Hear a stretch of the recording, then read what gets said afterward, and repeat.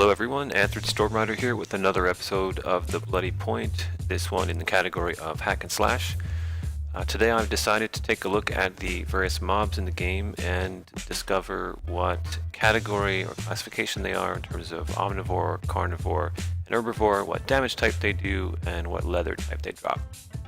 So in the spirit of Monster Month, which is what Arcraft has declared October to be, I'm going to be using the discipline powers you've seen and the plentiful training that I have to help identify which of these are which category. That's easy to do because I have 3 different plentiful settings, as you can see here, and I'll be able to tell from the number of pips which category they are, whether they're carnivore, herbivore, or omnivore. I pretty much know that what they are already, but I figured it would be good to get this down and show that it's established fact through testing. So as you can see here, I'm going to start off with the Scarecrow discipline, which has a reflect and a immunity power for piercing. In this way, I'll be able to tell by letting the mobs damage me what damage type they're doing. We're going to start off with the Hellcat. I know again what this is. I have, of course, fought these mobs before with these powers, so I have a good idea. But it's always good to test. You never know when things have changed. The Hellcats are interesting in that they have all kinds of different powers. Unfortunately, the mob powers, the special powers that exist in the game aren't really working right now. I'm not sure if they're disabled intentionally or what the case is, but some of them work some of the time. But the cat has a nice pounce, which I actually have demonstrated in another video. I'll link that in the description below so you can see that. So here we see the mob was doing piercing damage, and now I can find out after I loot this how many plentiful pips I have. Okay, so plentiful 3, which tells me that the cat is carnivorous. Now, as I said, I knew this already, but it's good to get this down for people who don't know. The cat is giving you flexible hide currently, so that is piercing damage type, carnivorous classification, and flexible. So, oh yeah, Corwell, or however you pronounce that, it's a Crowfall backer who had a question about these details, and thank you for inspiring this video. A lot of new players who are coming into the game, a lot of this is a mystery to them. It's a mystery to even those of us who've been playing for a long time in some cases. We have only recently had some of these mobs. Some of the leather types were not available. In fact, currently, with this configuration, some of the types are still not available. Soft is not in yet, and slashing damage type is not represented. I could see a case being made for making some minor changes to the existing parameters that we have to get those types in during the current test and not waiting for the mobs to be added. There's a simple way to do that, which I will discuss later. So I have Scarecrow on, and clearly this mob is not doing piercing because he's still hitting me. One thing you'll notice is that when you do put a barrier on which is not matching the damage type something is doing to you, it will block a certain amount of the damage, but not the amount that it normally does against that damage type. So I believe it's 500 in this case, and then you'll see that it disappears. It's unfortunate that these mobs are not doing their normal attacks. The elk has some pretty interesting freaky effects. It does a laser type effect from its antlers. It does a charge as well, but it's still pretty cool looking, especially the hunger form. So we're just going to finish this guy off and find out what classification he is. Elk, pretty much can guess that it's herbivore as in real life, but going through the motion is just the same. Now, it's interesting as well that in previous builds we had the ability to access high types that didn't exist by getting them from loot chests. In fact, that's available now, but it's not as widespread. Okay, so let's just see here. Plentiful 1. Plentiful 1 confirms that this is indeed an herbivore. I wondered when doing this test if the hunger versions of these mobs would be different in some way from the regular versions, either in terms of their damage type or their hide, what hide they're giving you, but that didn't turn out to be the case. The elk, in terms of hide, gives you strong, so that is for the elk, crushing damage, herbivore, and strong. Now we have the pack pigs, sometimes known as muskogs or boars. This guy is doing piercing, as you can see from the bleed being returned to him in the reflect. I assume that's due to the tusks. And you can see here that he's got Plentiful 2, which tells us that he is an omnivore. And anyone who's watched Deadwood or any number of other shows can tell you that pigs will eat just about anything.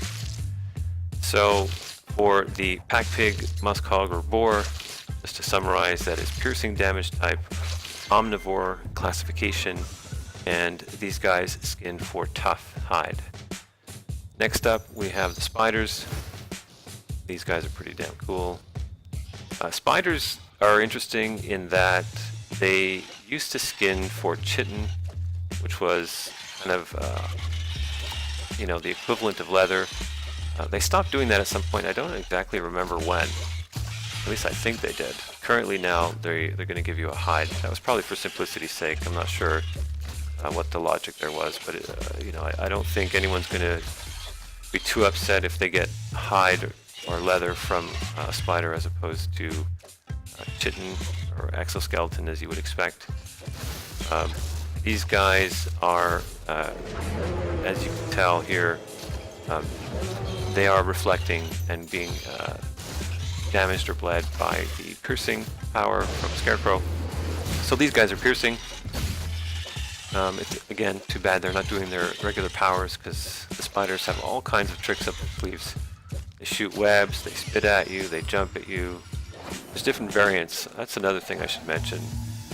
These mobs have different types as well. So you'll have shadow wolves as opposed to just regular wolves, and so on.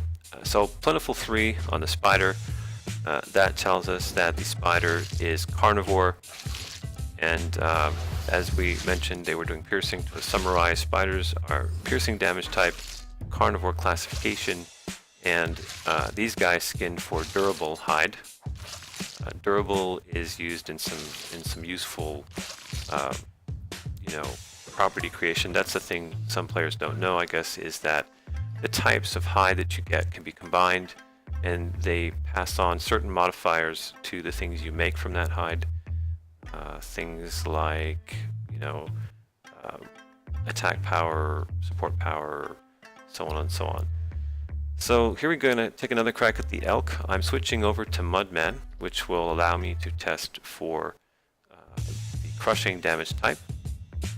The crushing damage type is something we don't see too often in the game, but a lot of people use Mudman. We have the duelist, which does crushing. Anybody using a hammer or a mace that does crushing. Generally slashing is what we're seeing these days with melee. But let's see here what the elk do. I can see an argument being made in terms of the elk for piercing because of the antlers. Slashing maybe, I suppose, but we're going to see here that it is in fact doing crushing. Here we go. The blind effect is proccing, and we're going to get the corruption dot. There we go. Nice big numbers there, actually. So that's the elk. The elk are pretty damn cool, I gotta say. One of the great things about the additions we've seen in 5.7 is the environmental effects. If you've played recently, you've probably heard the elk, bugling off in the distance, especially cool at night. It's pretty eerie as well if you're walking around by yourself and you hear wolves howling, the elk bugling. The spiders actually sing, which I thought was an interesting choice. It's very musical, the effect they have. Okay, so let's finish this elk off and find out what classification it is. I think I may have mentioned it earlier, but just for demonstration purposes. In testing, you really have to be methodical about these things. You can make assumptions based on the way things were in the past or based on logic, the real world equivalent, but you never really know what it's going to be. So you have to test it. Here I'm going to go ahead and put on the slashing for the next test. But these elk were doing, as we said, crushing. They are herbivores and they skin 4 strong. So that leaves us with one mob left to test, one of the more interesting mobs, and that would be the wolves. Now the wolves have perhaps the coolest and most interesting range of powers. It was quite a shock on the first day, 5-7, when I tried to pull a full camp of wolves, which I did often for mobs as a druid. And we had them blinking and teleporting, casting this Spirit Wolf army effect, all kinds of crazy stuff. Here we go with the wolf. Now these mobs were pretty much all in their hunger form. It is fall, so nighttime lasts longer than it did previously. The ratio between day and night is different now. One thing to note is that if you are farming for gold, mobs in their nighttime or hunger corrupted form drop less gold than they do in their day form. Sometimes it's actually worth waiting until the mob camp flips and kill them and loot them while they're in that form. So I'm trying slashing here. Slashing is not working, it's not reflecting. I can see there's no effect, secondary effect. So these wolves are not slashing. I mentioned earlier that it would be interesting to make some changes to the current configuration so that we can get all of the types in. Right now we're missing a source of soft hide, and there is no mob that does slashing damage. You could change the wolf so that it did both of those. Currently the wolf is dropping flexible, and it is, as you're about to see when I switch runes here, it is doing piercing. So an easy fix to that would be to change the wolf to slashing damage and soft hide.